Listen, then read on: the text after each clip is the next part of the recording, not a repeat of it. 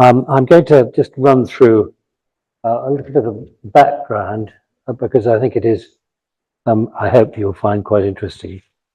And the first map I want to show you is Dorchester, or should I say Dernevaria, as it was originally.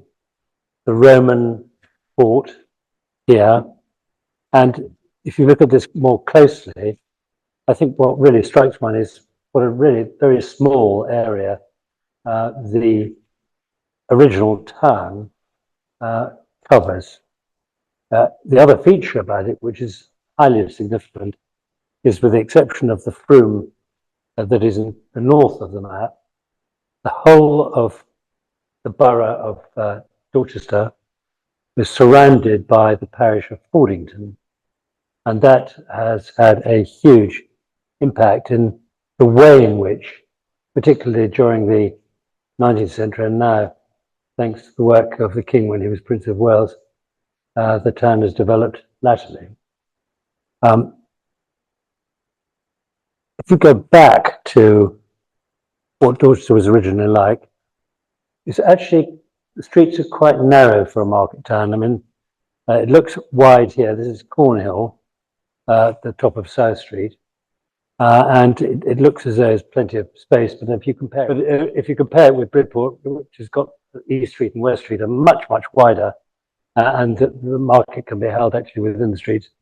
Although some stores are installed in South Street and Cornhill during the course of the week, it's nothing like the same. And the main market is outside, opposite the brewery site. And so it's quite interesting just to see what the other end of South Street looks like, which is much narrower. This shows you Napper's Mite, and next door to it what used to be the grammar school. And I think if you want to have a picture of what Dorchester was like originally, you might do a lot worse than read Fire from Heaven, which was about the early 17th century, when in fact actually in August 1613, most of the town was destroyed by fire and had to recover from there. And some very interesting pictures happened at that time, which involved the poverty that resulted from the fire, and the fact that they actually established a community brewery, which ironically was run by a certain Benjamin Devonish, who was actually involved with the tailor locally, but latterly popped up in Weymouth in one of our competitors. When I arrived here, there were 4 independent breweries in Dorset. That was, say, Alderwood House at Blandford, Farmers in Bridport, Devonish, who had recently taken over Groves in Weymouth, and ourselves. And it was a very friendly and neighbourly organisation, or set up in those days. We called it the Beerage, and things were rather casual. You actually said, sort of, excuse me, this is going to hurt you, before you kicked anybody in an unfortunate place.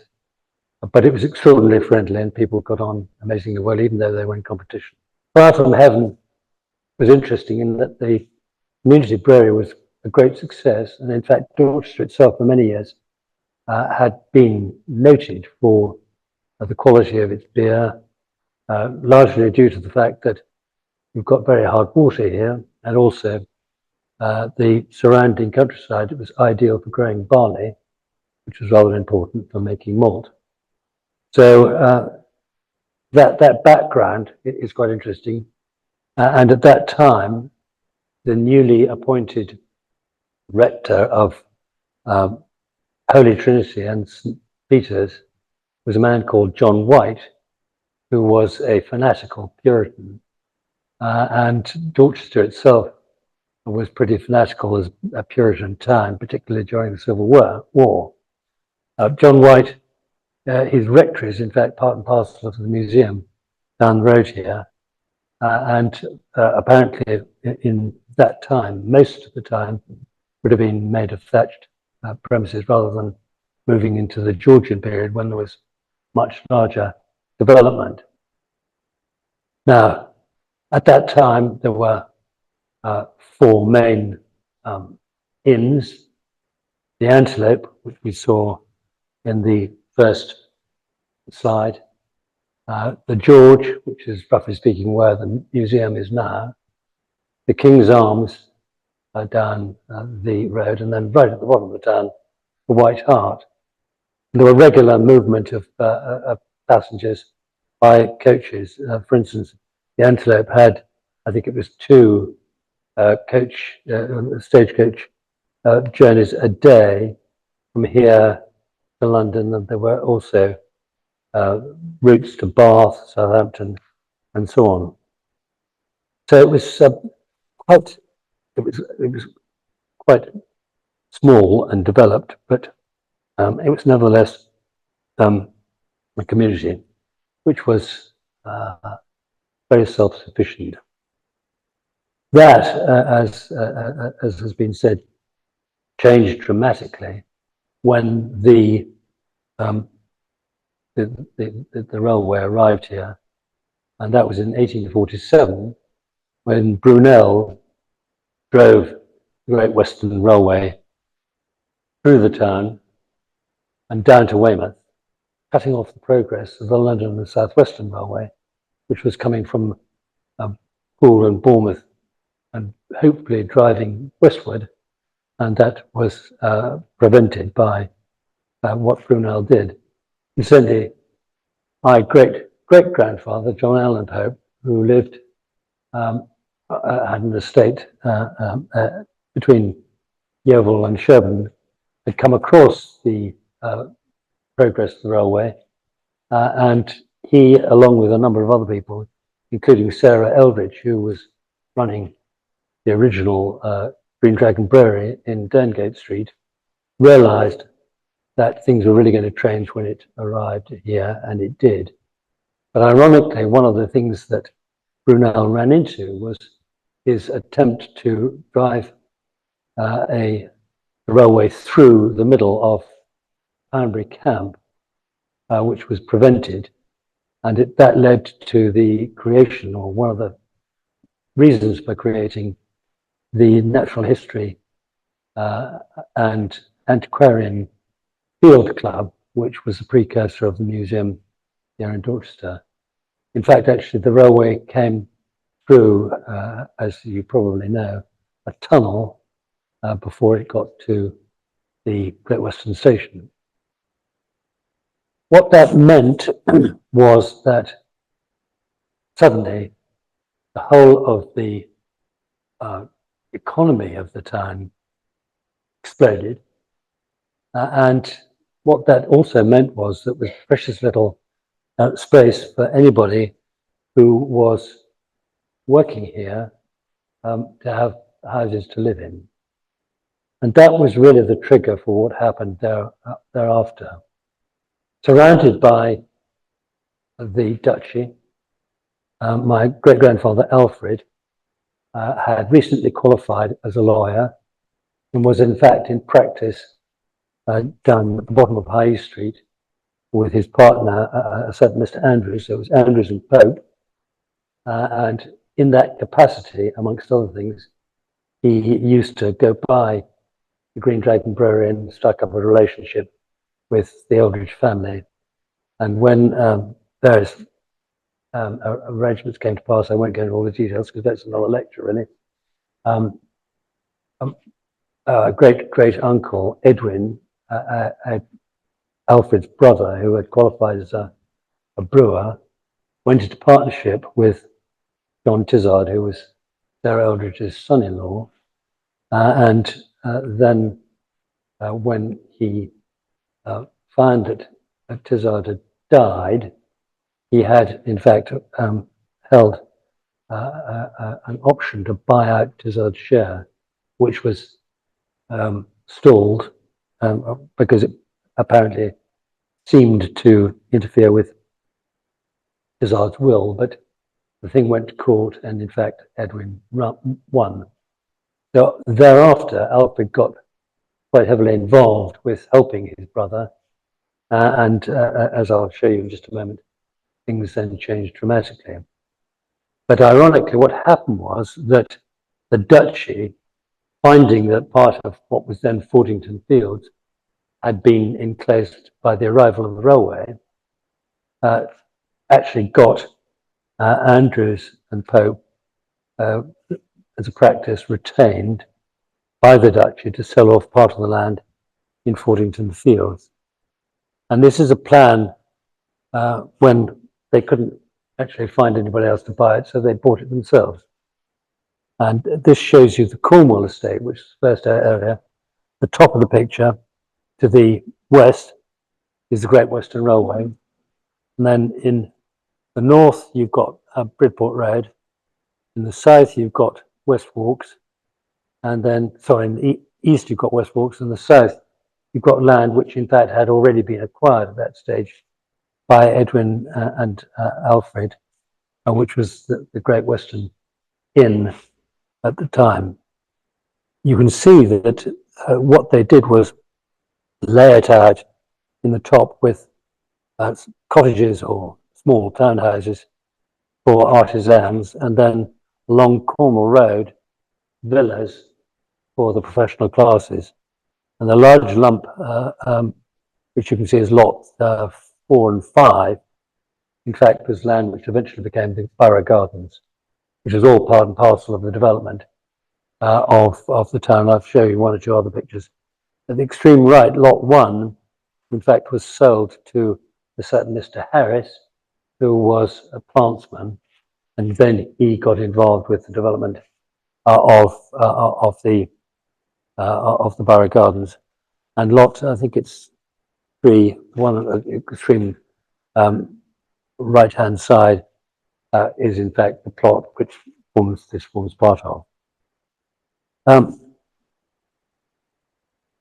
What happened was it was conveyed in June 1876, the princely sum of £3,600, and the conveyance says, all and singular, the land and premises containing 15 acres and 3 roods or thereabouts, forming part of that portion of the parish of Fordington, bounded in the west by the Great Western Railway, north by the road leading from the top of the town of High West Street, the east Princes Street and West Walks, and the Bowling Alley Walk, and the south by premises belonging to Alfred and Edwin and known as Great Western Inn Garden. So that, in a sense, was where it all started. What then, ironically, happened was that Alfred, having joined up with his brother and progressively moving more and more into the whole business of becoming involved with the brewery, transferred his interest ultimately to Andrews, who then moved it on from there. But let me show you 1 or 2 other pieces, if I can find the notes, of what happened thereafter. In fact, what then happened was that they needed to move the brewery from, which was in roughly speaking, where Waitrose is now in Dungate Street, to larger premises, because they held the site on a lease from the Williams family, and that was due to expire fairly soon thereafter. And so they bought, and this is the conveyance plan, 20 acres from the duchy, and that forms the Prince of Wales estate. But it's bang next door to the South Western Railway, and as you see in a moment, they arranged not only for there to be sidings, but also that it gave them extra space to build a new brewery on. But interestingly, part and parcel of it, this is the Prince of Wales estate, showing in rather greater detail. You can see the station area, and interestingly, because it was a terminus of London South Western Railways, it was a much larger station area with fronting, with turntables and goodness knows what, than it would otherwise have been if it was one of the stations just along the length of the London South Western Railway leading up to London.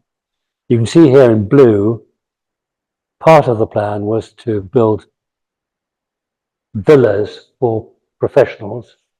The bit at the bottom was never ever built, but all the rest was.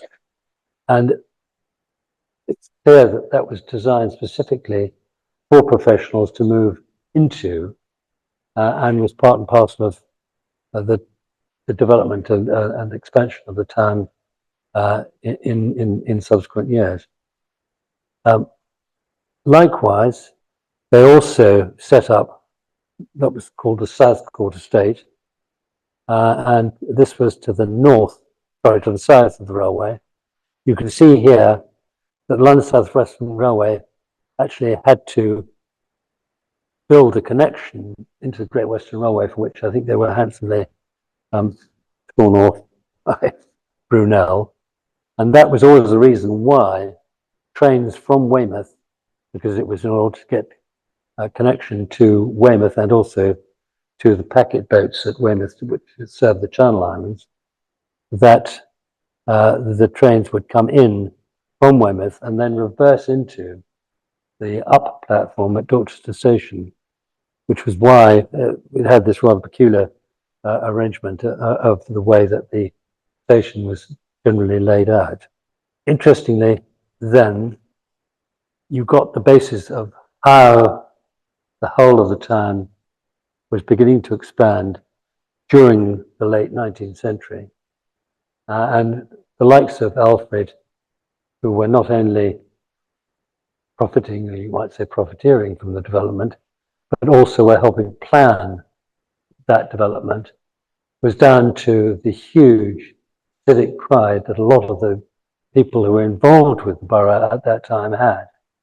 And that led to the development of the heart of Dorchester as it was expanding at that time. So you had, yeah, classic example of the borough gardens, which were eventually acquired from Andrews some years later. I've lost my notes at the moment. No, I can't give the precise date, but I can do in a moment, I expect. And also the fact that they had this wonderful space for people to exercise in, which wouldn't otherwise have been the case. There's another picture of the borough gardens there then. But that extended also to pride in the bowling alley, the West Walks, and the general, I think, interest and pride in what Dorchester had to offer.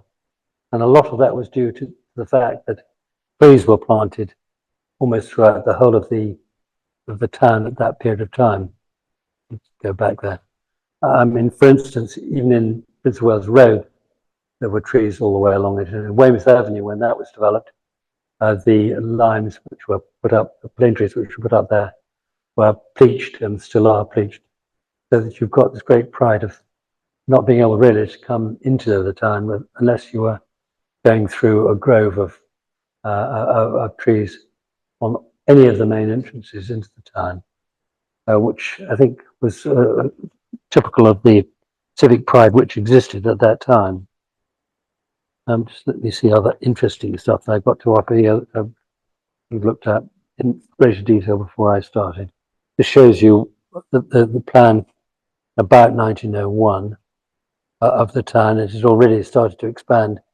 And the only place it could really expand into was further developments into Fordington you had Victoria Park and the developments going out along the Bridport Road. You've got the development of the keep and of the infantry barracks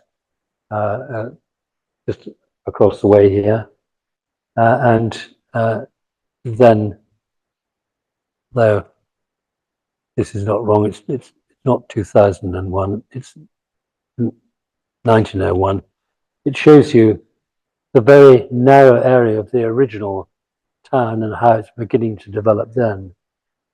Since that time, it's developed still further, and you've got beginnings of Poundbury, and lastly, going on, you can see all the development north, west of the way it was expanding, and ultimately the bypass, which really provided the circumference of the town as we know it today.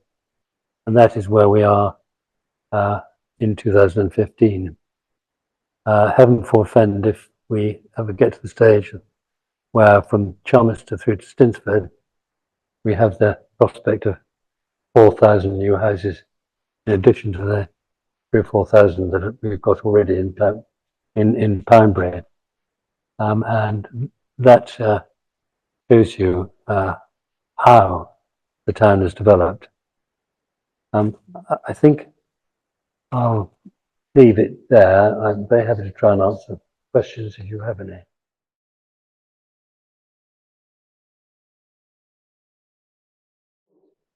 No, I should have said, when these plans of the Prince of Wales Road Estate, or Prince of Wales Estate, and the others were being developed, Alfred, and initially Alfred with Mr. Andrews, were heavily involved with George Crumbleham, who also designed the original brewery, and he got huge plaudits architecturally for that building, which is a classic polychromatic brick, that structure.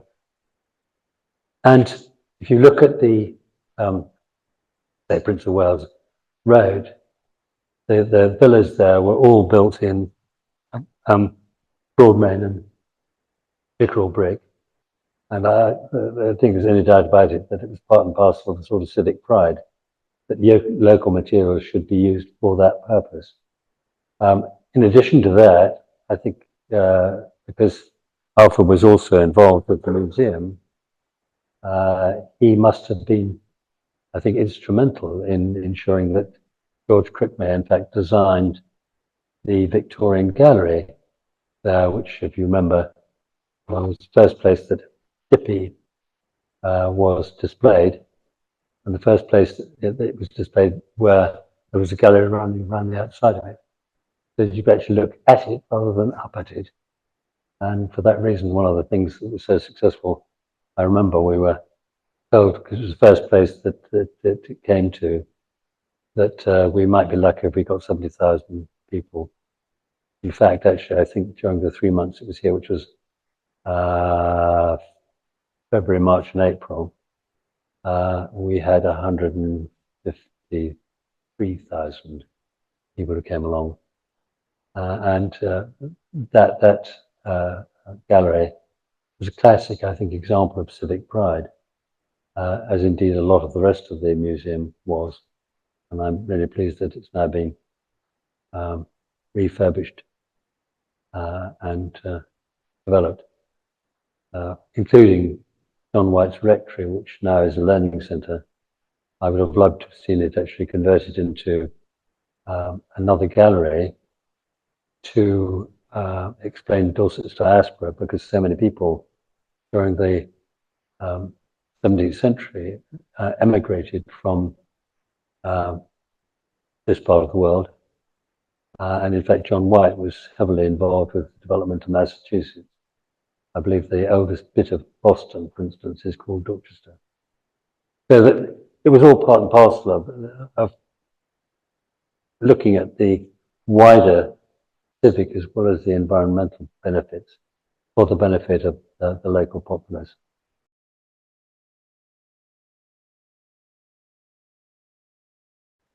Well, we certainly had several hundred, I can't remember the exact number. By the time I actually left the company, so when you took into account people working perhaps farther afield, it was a number of thousands. But interestingly, one of the developments, and I showed you the South Court estate, was quite specifically not necessarily for the people from the brewery, but for artisan workers, because one of the problems was the drainage and sewerage systems were not good, which led to a lot of national outbreaks of extremely unfortunate diseases of various sorts. When I arrived here in 1969, I think we had 100 houses in the town which were let to, well, they were houses for employees. And in fact, that, you might say, like most cottages, didn't work particularly well. So at one stage, what I arranged with I think it was Cheltenham and Gloucester, that we would offer the houses to people who were occupying them. And we tried to work it out that if they could raise a cash to put down to begin with, that the repayment of the mortgage was going to be broadly equivalent to the cash that they were paying by way of rent. And at that stage, there was an enormous increase in inflation. So a lot of the people who bought, it's probably the best investment they ever made. But and I suppose one could argue that being as a member of the family, people, I was known in the family as Jamie. I was known as Mr. Jamie, a bit like Grace Brothers. But I remember my father saying to me when I joined the company, "We'd like you to join, but you must remember three things. First of all, you've got to have a profession, because you're not just walking into this because you have your name. Secondly, you've got to hand it on in reasonable condition. Thirdly, you've got to remember the people working in the company work with you and not for you." And I always remember that. I think one doesn't really, in this day and age where hierarchy is so important, that what people took for sort of familiarity wasn't that at all. It was that one of the most important, if not the most important, asset that one had in a company like that was the people who worked in the business, and also the fact that the company owed quite as much to the community as it did to, in some respects, its shareholders. I know that South Court was known as Fortney Lodge, cynically by the locals, but and it was a fiction, and no, when I had a lot of friends, I always tell a couple of silly stories. The Freeman had a wicked sense of humour, and when we did our first delivery of beer to the outskirts of London, I think it was a Swan at Shepton, and I said to the driver, it was Martinet who ran it, and he insisted that all the trays, because it was a pre-house, had to turn up 7 o'clock in the morning. So our guys, 2 in the cab rather than the Cockney Freeman with 3 in the cab, turned up at 7 o'clock. And I said to the driver when he got back, and I had to get, he said, "Oh, it's fine." I said, "Do you have any trouble?" He said, "Oh, yes, yes." When we got up there, all the Cockneys were taking the piss out of us. So I said, "What do you do?"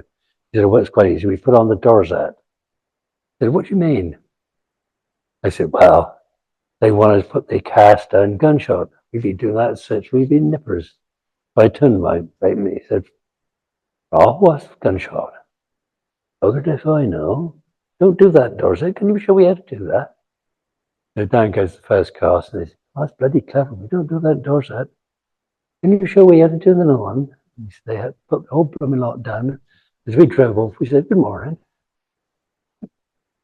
And another one rather like that was a couple of drivers were delivering wine to a hotel in Knightsbridge, and they had their next delivery near the Strand.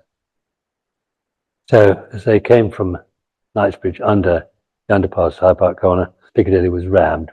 So they pulled straight over into the bus lane. They'd almost got up to Eros when Sergeant Plod said, "What are you doing? Did you?" "Well, just delivering up Leicester Square House." "Don't you know you were in a bus lane?" "Bus lane? Bus lane? What's a bus lane?" He said, "I got to write Muppets here." So he explained to them what was happening, and they said, "I'm sorry, officer. You've got plenty of lanes in Dorset, but no buses in them." And they knew exactly what they were doing. I mean, that was so typical of the people. They were great people to work with. They really were.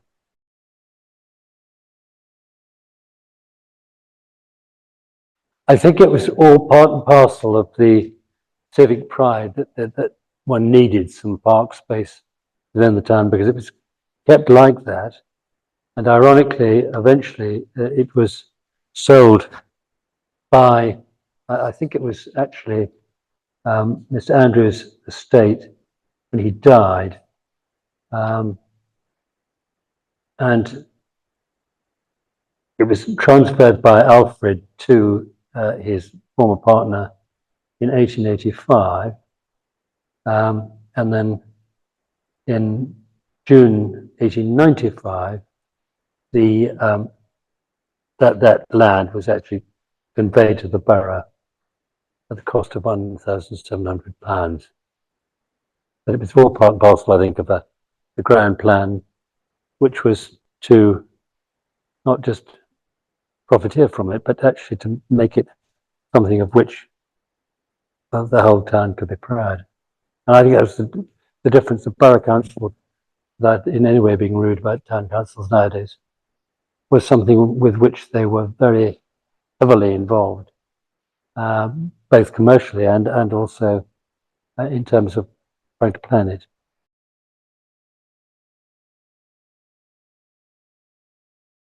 In the deed that I've got, they were, I think, Elizabeth Andrews' widow, Thomas Duke, farmer, Thomas Andrews, Andrew Pierce, accountant, and they were Mr. Andrews' executors.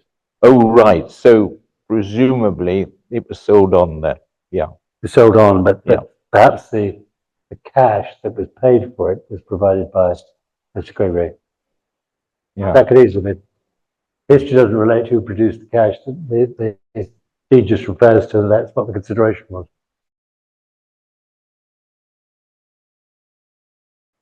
No, I think it was common cause, because the people who were doing the development were also involved. You might say it was insider dealing, but it was insider dealing, I think, with some very clear plan about that they had civic pride themselves in what was being produced.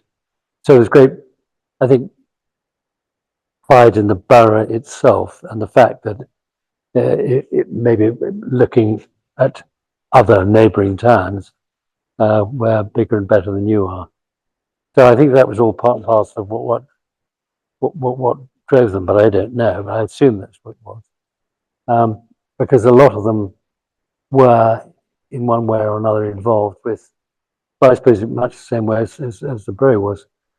They took a great interest in actually the welfare and pride in the town in which they were operating from, rather than having externally imposed criteria for planning. Could you tell us something about the family homes, Southport, Halliford House, and Edwin built himself a villa nearer the brewery, I think. He had Mentoni Lodge, which is opposite the junction. Alfred originally lived in Southwark's house, and then he bought the site upon which Southcourt was built, and he laid it out with park and In fact, if you go to Sunny Hill, they've got a detailed plan produced by the arboriculturists about what was there and what was going to be designed there. And a lot of that's still there. I can remember when the kitchen garden was in fact the opposite side of Collingwood Road. So it was a very big arrangement, but then it needed to be because it was a family of 15 children. My great-grandmother, having produced my grandfather, that's rather sensibly expired, and left the other 14 to her successor, because Alfred was in barely 30, I think, when that happened.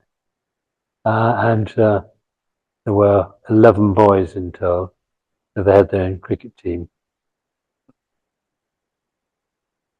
Insofar as Comfort House is concerned, I'm not quite sure when that was born, but all I can say was that my sister Philippa and I were both born there.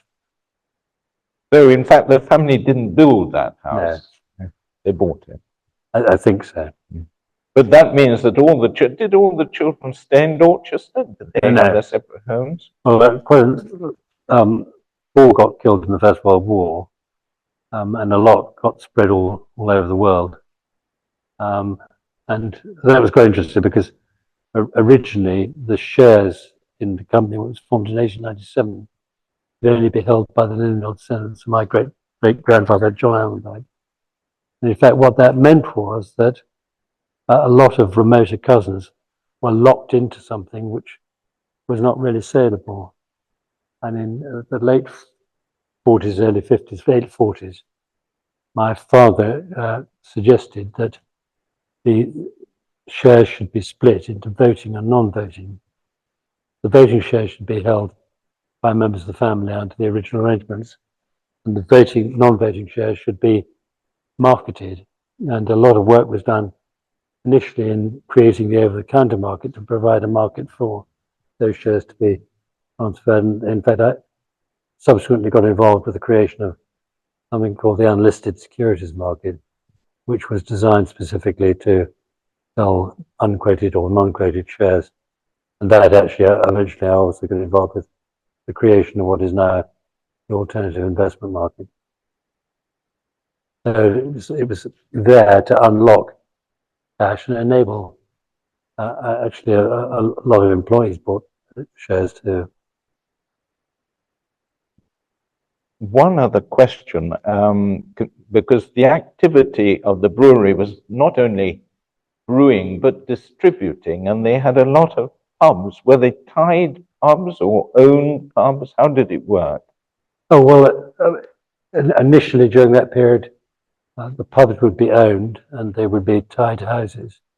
So in return for the tenant paying the rent, usually reasonably, and a lot of the upkeep being made by the brewery, they were obliged to buy their liquor from the brewery, and that was common throughout the whole of the UK. In fact, when I joined the peerage in 1969, the 6 major companies, the only one that had no pubs was Guinness, and subsequently the only one who's brewing any beer now, with the possible exception of Scottish and Newcastle, has got no brewery.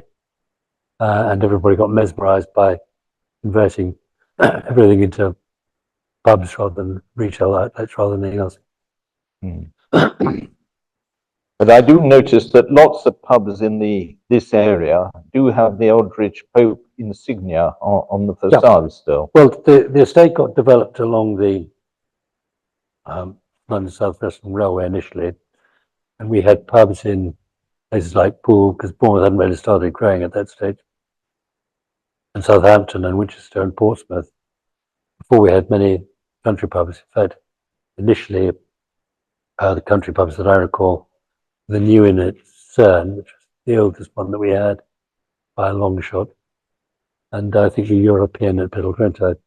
That changed subsequently when we bought breweries in Sherburn, the Marlon Tisby Brewery, Poole Brewery, and so it developed from there. But we had, I think it was, how many? I think it was 7 railway taverns and 3 station hotels. And in fact, actually, it's not called a station hotel. The Junction Hotel was designed and built by Sarah Eldridge, who understood the importance of the arrival of the railway and the need for travellers to have somewhere to stay too. But the ferry was sided next door to the railway, and we had our own sidings. And beer would be loaded, transported by rail from that eastwards up to Poole and Southampton and all the centres up there. So we had the Portsmouth Hoy on the quay at Poole. Before it got bombed, there was a Poole Hoy in Portsmouth because of that relationship. And you got to London, did you? Did the company sell beer to London? We didn't really start selling beer to London until much later. Oh. But we did, because the tide trade to begin with was where most people built in. And I think one of the mistakes the industry made was being mesmerized by the importance of production, rather than the fact that in most other instances, the margins were moving from production to retail. And that led to the beer orders being passed in the late 1990s, sorry, early 1990s, and that limited the number of pubs that brewers could hold. Well, I think we all understand a lot more about the town thanks to you, and I think we really have a great debt of gratitude for that very illuminating speech. Could we all show our appreciation in a little while?